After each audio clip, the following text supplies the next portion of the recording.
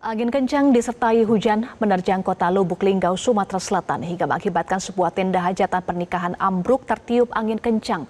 Beruntung tidak ada korban jiwa.